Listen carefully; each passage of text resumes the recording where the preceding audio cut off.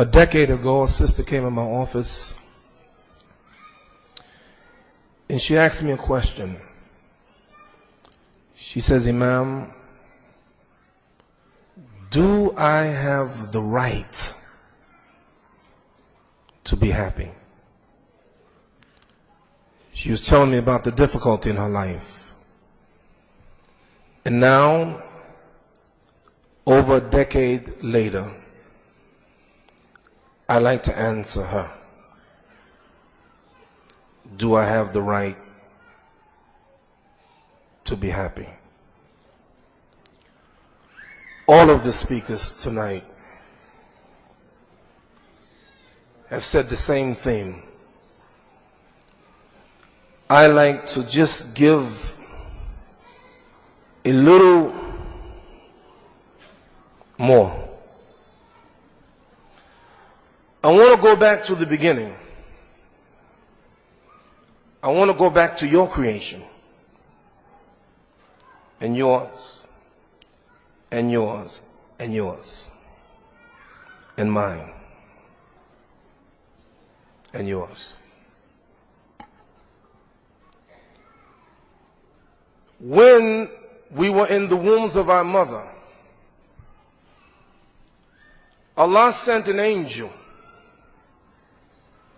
and told the angel to write 4 things. بِأَرْبَعَ كَلِمَاتٍ. The sustenance, the jobs that we have, the money that we make, the houses that we have. It was written then, not yesterday, not when you graduated from school, not when you first got that job, but it was written right there in the wombs of your mother. In the work that we would do. And how long we would live. And then Allah told the angel to write this word or that word. Sa'idun, shaqiyun. Either we will be happy or miserable. And all that we do must come down to this issue. Nothing else. I don't care how much money you have, how happy you think you are on this earth now, but the reality is, it all boils down to this. You're going to be shaqiyun, you're going to be miserable, or you're going to be sa'id, you're going to be happy. I want to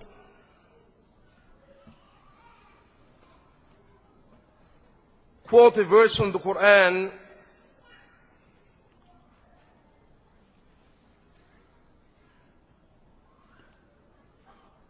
that sheds light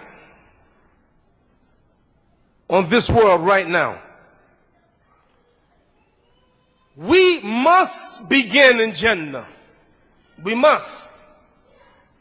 And Allah will never change the condition of a people until they first change what is within themselves. We must begin right. We must begin in Jannah. We must begin in Fitra. Always, we must begin right. And somewhere along the line, we change because we disobey Allah. أعوذ بالله من الشيطان الرجيم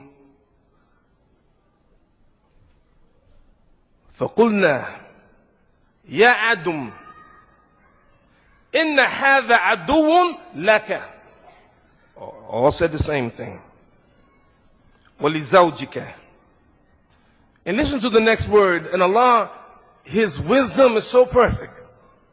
فَلَا يُخْرِجَنَّكُمَا مِنَ الْجَنَّةِ فَتَشْقَى.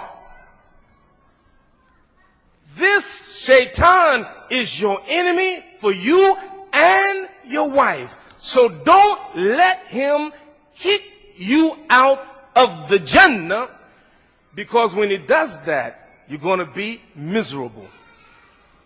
And then he says, إِنَّ لَكَ أَلَّا تَجُوعَ فِيهَا وَلَا تَعْرَى. In it, you will have no hunger or nakedness. Let's stop there. Let's stop there. I'm asking you a question. Do we have hunger in the world? Millions of people die every day because they can't even find bread and water to drink. Bread to eat and water. Millions of people a day, every day on this earth. Why? Because that is the nature of this world right now. The nature of the dunya right now. Nakedness. وَإِنَّكَ لَا تَظْمَأُ فِيهَا وَلَا تَضْحَى. In this Jannah, you're already there. You have what you want.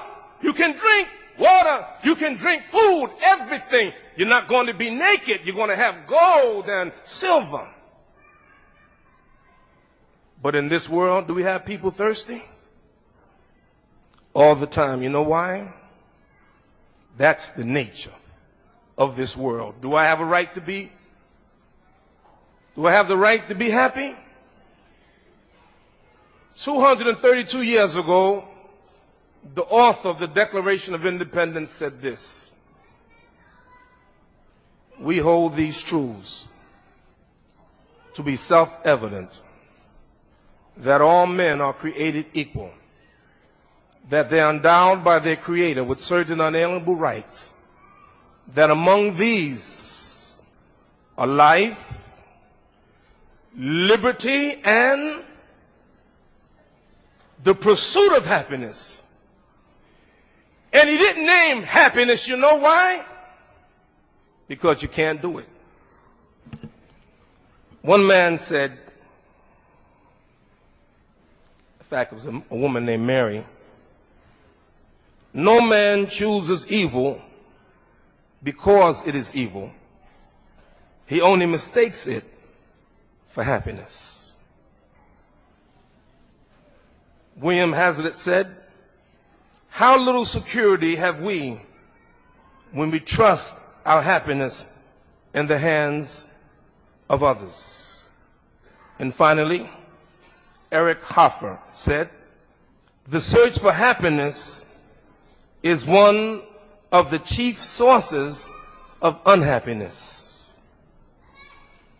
Running after something, thinking that you're going to get happiness because you get something in your hand. You will never get happiness. My thesis tonight is that the only real happiness is the happiness from Allah subhanahu wa ta'ala. I want to take a moment to look at our Prophet Muhammad sallallahu alaihi wasallam. How can you find true happiness in this dunya when those whom you love will depart? Abdurrahman ibn Auf asked Prophet Muhammad, peace and blessing be upon him, a question, and I would like to ask the same question tonight that he asked. His son Ibrahim radiallahu anh was at the point of death. And I want you to imagine holding your little baby. And the Prophet began to cry. Abdurrahman ibn Auf said, Wa anta, Ya Rasulullah, you too? You crying? Our Prophet, peace and blessing be upon him, said, Hiya rahmah, is mercy. And then he said, the eyes may cry and the heart may feel sad, but we never say except that which pleases our Lord. Brothers and sisters, you know what? The only glimpse of happiness in this world. Sheikh Qadri, we were together a few months ago, and I mentioned about my daughter Subhana, that she was getting married. Allah bless her, she got married 2 weeks ago to a man named Luqman, and right now they're in Egypt on their honeymoon.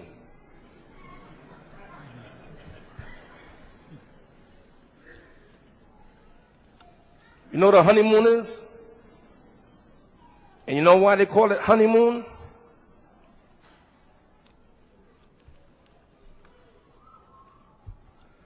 It's from the French. Moon means month. And the French say that when you get married, the sweetest time is the first month.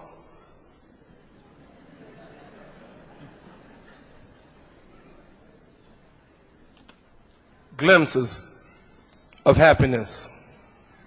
How often we've been on honeymoons. And the great love between the